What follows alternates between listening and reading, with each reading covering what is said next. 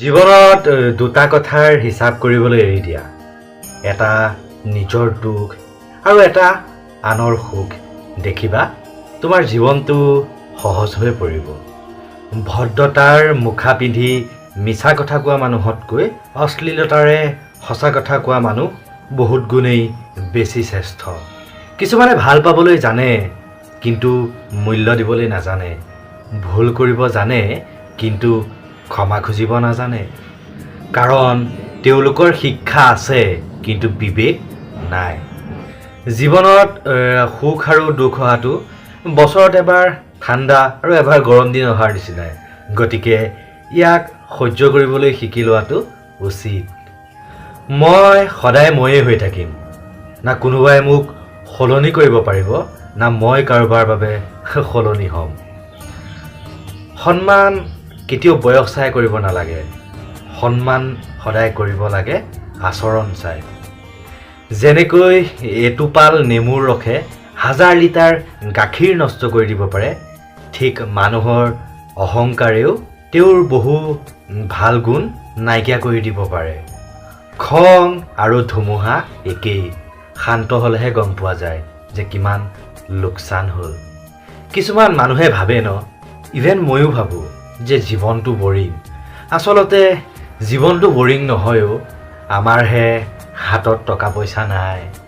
সকলোকে সমানে বিচাৰ নকৰিবা, কাৰণ সকলোৰে জীৱনত কাহিনী বেলেগ বেলেগ।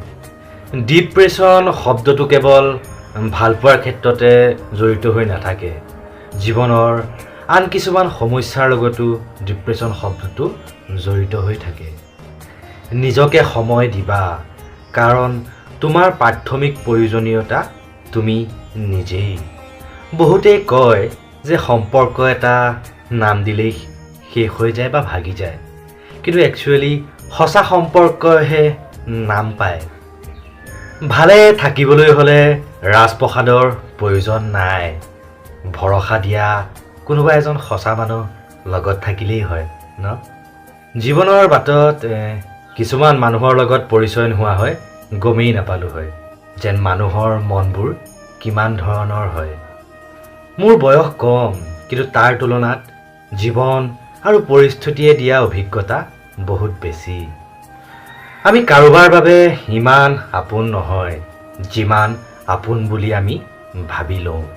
কি আচৰিত মনে আমাৰ সেইজন মানুহকহে বিচাৰে যিজন নেকি আমাৰ ভাগ্যতেই নাথাকে। যিয়ে হাঁহিবলৈ শিকায় তেওঁৱে এদিন আমাৰ বিষাদৰ কাৰণ হৈ পৰে। ভগৱানে আমাক একেই মাটিতেই জন্ম দিছে। কোনোবা দেখিবলৈ ভিতৰৰ পৰা সুন্দৰ আৰু কোনোবা দেখিবলৈ বাহিৰৰ পৰা সুন্দৰ। সময় ভালে থাকিলে আনক সহায় কৰা, সময় বেয়া চলি থাকিলে নিজেই কষ্ট কৰা। আৰ্থিক অৱস্থা তোমাৰ যিমানেই ভাল নহওক, জীৱনৰ সঠিক আনন্দ ল'বলৈ হ'লে মানসিক অৱস্থা ভাল হ'ব লাগিব।